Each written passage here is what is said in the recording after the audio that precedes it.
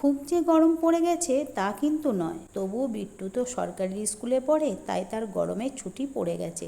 বিট্টুর মা যেহেতু বেসরকারি স্কুলের শিক্ষিকা, তাই তার ছুটি নেই। আর বিট্টুর বাবার অফিসে তো গরমের ছুটির কোনো বালাই নেই। গত কয়েক বছর ধরেই বিট্টুর এমনটাই হচ্ছে। স্কুলে বাড়তি কদিন ছুটি পাচ্ছে বিট্টু। সময়টা বিট্টুর কাছে বরাবর দারুণ মজার। বাড়িতে বাবা নেই, মা নেই, সে একেবারে স্বাধীন। একটু আধটু পড়াশোনা করে আর বাকি সময়টা বাড়ির বাগানে, এলাকার খেলার মাঠে, নিদেনে বন্ধুর বাড়িতে গিয়ে দেদার গল্প আড্ডা। এবছরে ঠিক ততটা স্বাধীন কিন্তু বিট্টু নেই, কারণ একদিনের অ্যাডভেঞ্চারের ভয় পেয়ে মা তাকে প্রায় ঘরে বন্দি করে রাখতে চাইছে। তাই রোজ সকালে ঘুম থেকে তুলে পড়তে বসিয়ে দিচ্ছে। দুপুরে যাতে বাড়ির বাইরে বের হতে না পারে তার জন্য এক গাদা অঙ্ক কষতে দিয়ে যাচ্ছে প্রতিদিন।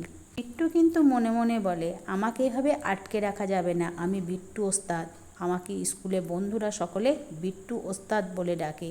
যদিও বিট্টুর স্কুলের খাতায় অন্য নাম রয়েছে, তাই পরীক্ষার খাতায় বিট্টুকে সেই গুরুগম্ভীর নাম সৌম্যশেখর বন্দ্যোপাধ্যায় লিখতে হয়। কিন্তু এই খটোমটো নামটা তার প্রায় ভুলতেই বসেছে স্কুলে সকলে। বন্ধুরা তো বটেই, ইদানিং স্কুলের মাস্টারমশাই দিদিমণিরাও তাকে বিট্টু ওস্তাদ নামেই ডাকতে শুরু করে দিয়েছে। আর ডাকবে না এবার কেন? স্কুল থেকে বেরিয়ে যে বড় মাঠটা রয়েছে, ঠিক তার দক্ষিণ দিকে সোজা হাঁটলে এই অঞ্চলের কুখ্যাত ডাকাতডুবির শ্মশান।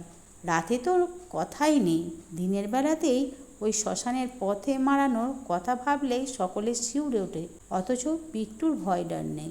স্কুলের শর্মিষ্ঠা ম্যাডাম তো বিট্টুর প্রশংসায় পঞ্চমুখ, কখনো তাকে বকাবকি করেন না। ম্যাডাম চাল তার আচার খেতে ভালোবাসতে শুনে বিট্টু ওই শ্মশানের গাছ থেকে চাল টেনে দিয়েছিলেন ম্যাডামকে।